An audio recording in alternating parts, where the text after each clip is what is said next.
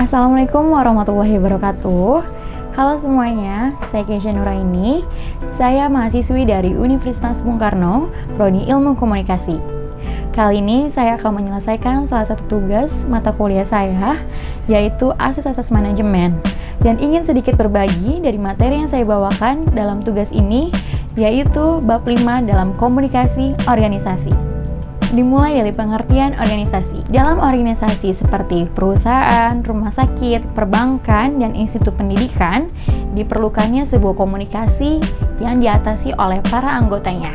Sifat dasar dari komunikasi organisasi sesungguhnya bertumpu pada proses pertukaran pesan di antara anggota organisasi tertentu dalam mencapai tujuan yang diinginkan. Komunikasi organisasi merupakan proses pertukaran pesan dan antara unit-unit organisasi secara efektif dan efisien. Robbins pernah menjelaskan bahwa komunikasi yang baik adalah komunikasi yang dikirim oleh pengirim pesan dan dimengerti secara tepat oleh penerima pesan yang berjalan dengan baik. Yang kedua, komunikasi sebagai sebuah sistem. Jika ditelusuri lebih jauh, maka sesungguhnya proses komunikasi dalam organisasi merupakan suatu sistem yang tercakup dalam elemen yang menjadi satu kesatuan. Lewis menyatakan bahwa model komunikasi sesungguhnya berfungsi sebagai berikut. Yang pertama, komunikasi terjadi sebagai suatu sistem terbuka. Yang kedua, komunikasi melibatkan aliran pesan, bentuk, dan saluran. Yang ketiga, komunikasi mempertimbangkan tujuan manajemen, proses, perubahan inovasi, dan pertumbuhan. Dan yang keempat adalah mencakup sikap orang dalam keterampilan. Terdapat pula komponen-komponen dalam komunikasi, yaitu 1. Pengirim pesan. Kedua, pesan. Ketiga, saluran atau channel. Yang keempat, penerima pesan.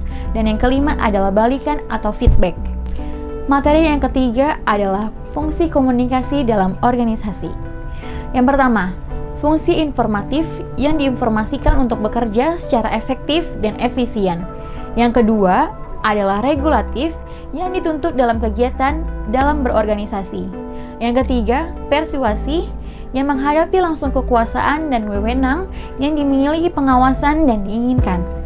Dan yang keempat adalah integratif dalam komunikasi. Fungsi ini adalah melaksanakan kesesuaian dan kesatuan tindakan dalam pelaksanaan organisasi. Koordinasi kegiatan dua orang atau lebih menuju pencapaian tujuan bersama adalah masalah bagi unit organisasi. Kenapa begitu? Karena hal ini dapat dilakukan dengan komunikasi yang efektif sehingga organisasi beserta sumber daya yang ada dapat pencapaian yang diinginkan. Dan materi yang keempat adalah materi tentang komunikasi dalam organisasi. Oke, yang pertama adalah komunikasi dari atas kepada bawahan atau top-down communication. Di sini adalah fungsinya sebagai integral dari sebuah organisasi yang diterima dan dibuat oleh manajemen. Yang kedua adalah komunikasi dari bawahan ke atasan atau bottom up down, yang telah dilaporkan oleh Lewis menunjukkan suatu masukan terhadap manajemen. Yang ketiga adalah komunikasi mendatar atau horizontal communication, yang merupakan komunikasi garis datar dan mungkin paling dalam pengaliran informasi dan pengertian atau pemahaman. Namun, kiranya hal yang harus dipahami oleh seorang manajer dan para pegawai yaitu tercapainya efektivitas komunikasi dalam suatu organisasi. Oleh karena itu, dalam rangka meningkatkan efektivitas komunikasi dalam organisasi, perlu ditingkatnya kesadaran atau kebutuhan komunikasi yang efektif guna memperlancar pelaksanaan tugas serta pencapaian tujuan.